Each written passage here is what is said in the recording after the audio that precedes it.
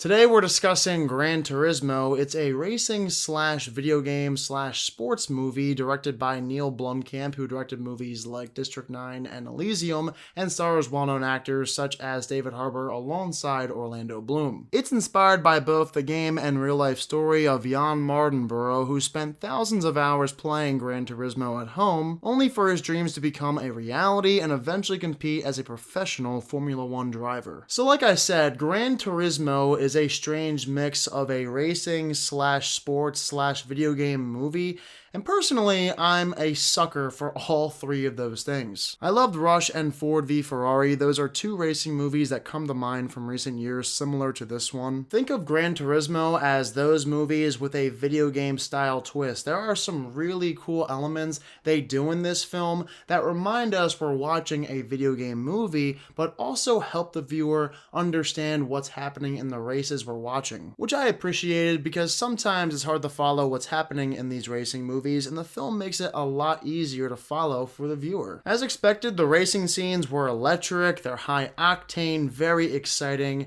nothing short of spectacular when it comes to the racing scenes, and even the cinematography during the racing scenes is breathtaking. It is some of the best cinematography I've seen for any sports movie out there. And then when it comes to video game movies, we're back on a roll, guys. It's been a long time since we've had a good amount of video game media, not just the video games themselves, like movies and TV shows.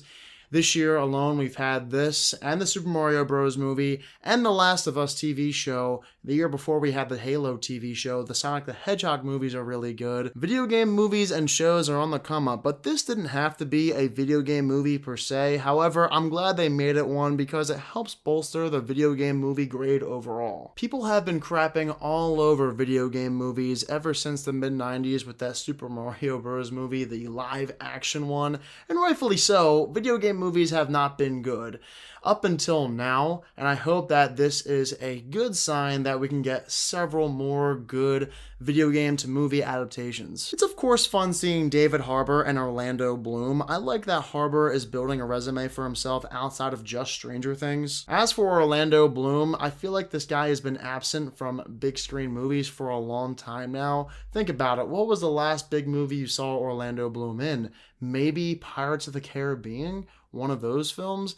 It's been so long since we've seen Orlando Bloom, but I love seeing the guy back in a bigger movie. Most importantly though, this is an inspiring film, as many sports movies are, but that's what I like about them. Time and time again, sports movies come up clutch, and the same goes for Gran Turismo. Tell me you don't love leaving the movie theater feeling inspired. With every single good sports movie out there, I love that feeling I get whenever I leave the theater. But Gran Turismo doesn't come without its flaws. I've heard some people say it's formulaic and the dialogue is cringeworthy. Is it formulaic? Yes. Unfortunately, the trailer nearly gave away the entire plot. If you saw the trailer, you've basically seen the movie, which is why I hate watching trailers in modern day. Why watch a trailer when I can just go see the movie? The trailer is going to tell me everything about the movie before seeing it, which is stupid. I want to watch the movie without getting spoiled the entire plot. But like most sports movies, it is by the numbers. You can predict almost everything that happens, and the dialogue isn't the best. And during my viewing of Gran Turismo, there were several instances in which I questioned whether or not a certain thing or event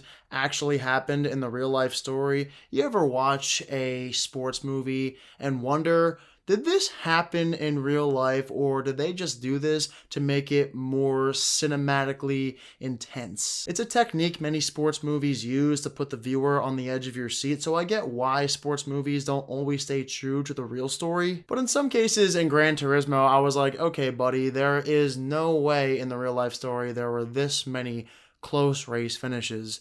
I see what they're doing, but sometimes it's just too much. Also, the director Neil Blomkamp, who is known for directing sci-fi movies like District 9, Elysium, and Chappie, I could tell that he probably wishes he was directing another big budget sci-fi movie based on the sound effects he uses, and from time to time it is kind of ridiculous. It feels like you're watching a a science fiction inspired sports movie just because of the sound effects he used. So from start to finish, quite literally, Gran Turismo is a fun time at the movie theaters. I'm glad I got to watch this movie on the big screen because the cinematography is some of the best I've seen for any racing movie as well as sports movie out there. It's inspiring, fast pace, and a good sign for the video game movies of the future, but do I think this is the best sports movie in years?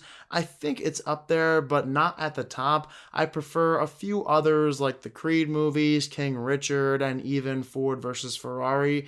But like I said, for the video game genre as well as the sports movie genre, this is a promising sign in the right direction, and I highly recommend checking it out before it leaves theaters. I am giving Gran Turismo an 8 out of 10.